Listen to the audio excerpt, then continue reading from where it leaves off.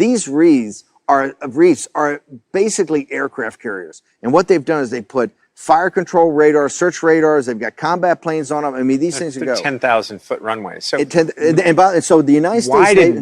Why did Obama? So China said to us specifically when Obama was president, we will not militarize our islands in the South China Sea. We'll not go to the Spratlys. Everything we're building is just for research purposes. Why?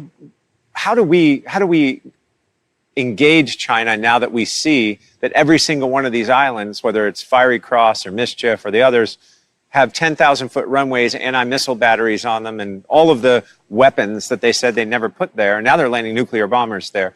How do we engage them? Do we engage them over this, or do we just let them keep going? When I got into the White House as chief strategist, okay, with Mike Flynn when we first got there on the National Security Council in the transition, I said the three things you got to do is devolve fighting capability to the combatant commanders. The White House was running the wars against ISIS. So give it to Harry Harris. Yeah. Well, no. In this regard, give it to the guys in CENTCOM and let them take on ISIS. You got to devolve, the power to fight wars and the ability to fight wars back to combatant commanders. Number two, we got to figure out in this National Security Council thing the Obama appointees, how we're going to get our own people in there over time. Number three, I said we have to go back and get every document related to Obama's pivot to Asia. I said, I want to see exactly what they looked at. And people should know, in the White House, I worked 7 days a week, 18 to 20 hours a day, okay? 50% of my time was on the pivot to Asia. Why Obama did it, what we were going to do to counter it. It was Kurt Campbell's. Kurt Campbell. Here's what I found. I thought it'd be a whole room full of documents. It was pretty thin.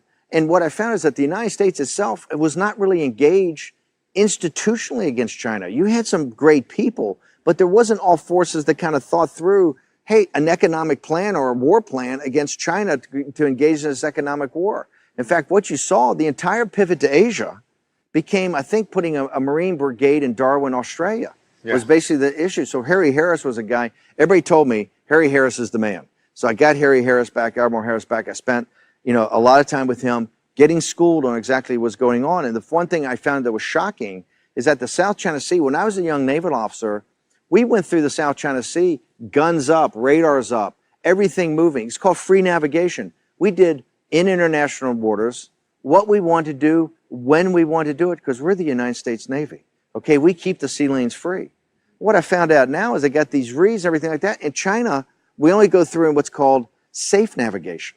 You go through with your radars off, no fire control solutions, like a good little boy. Just kind of go, and you're basically asking their permission to go. The South China, I was unaware. The South China, they consider when they lost in the international court, China considers the South China Sea to be an internal sea to China. I know. The nine-dotted line of 1949 the nine-dotted line is a joke. They think it's a territorial sea. I know. They are not prepared. The first thing they'll tell you that the territorial integrity and the sovereignty of China is not to be questioned. Not to be questioned. And they consider that nine-dot line, the more people put it into documents, the more people put it on TV shows, the more people that re-infer that meme they want, because they believe that that's reality. Yeah. You ask me what's going to happen? The South China Sea, I said on my radio show 5 years ago, we're being a shooting war. The South China Sea, the situation in Qatar and the Persian Gulf and the South China Sea are the two greatest hotspots in the world for a global conflict to start, okay? Yeah. Not Korea.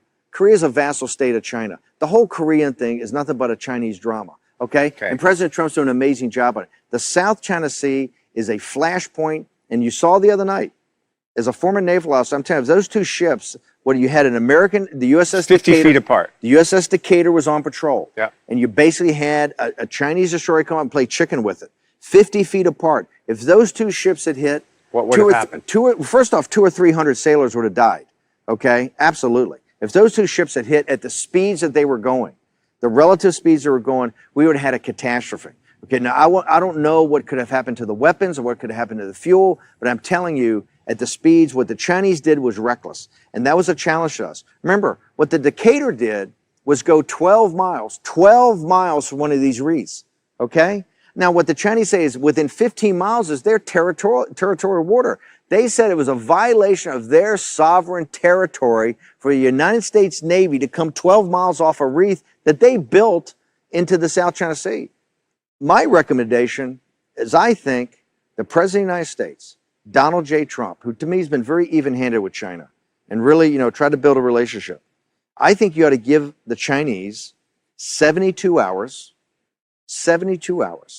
to take every radar, every offensive thing on a military, all the jets, everything out of the runways, everything off the islands. You get 72 hours to take it all off. And on the 72nd hour and 1 minute, the United States Navy is going to go in there and take it off for them. And then I think they ought to take those reefs and they ought to dismount them and turn them back into international waters. They say the United States is provocative by putting the United States Navy back into the South China Sea to keep the sea lanes open. I happen to believe where this relationship is going and the lack of a real response the Chinese are going to have, that they're going to try to do something provocative in the South China Sea to try to initiate a response. And I think the president ought to be proactive on this. I think you ought to tell them you get 72 hours. If you don't take it off, we're going to take it off for you. And then dare them to stop the United States Navy from going to do it. I mean, you're saying go to a kinetic conflict in 72 hours in a minute. I didn't say go to a kinetic conflict. What I said was if we go to try to take this off, they're not going to let that happen. The international courts ruled that it was inappropriate for him to be there. Why don't we enforce that? The party at Davos, when she came and gave that great speech at Davos, they all jumped up about. They failed to say, you just mentioned, they looked the people of the United States in the eye and lied to them from the Rose Garden in 2015 with the President of the United States right next to them. Okay, yeah. And no one called them on it. And never called them on. And then you saw when the international courts came and said, "Hey, this is totally unacceptable. There's no argument for it. It's got to be undone." They just sat there. What they've sat there and said, "Hey, there's our territorial sea." Now I realize people saying, "Bannon, what kind of crazy whack job are you? It's somewhere and we don't even know where it is in the South China Sea. We're going to go to war."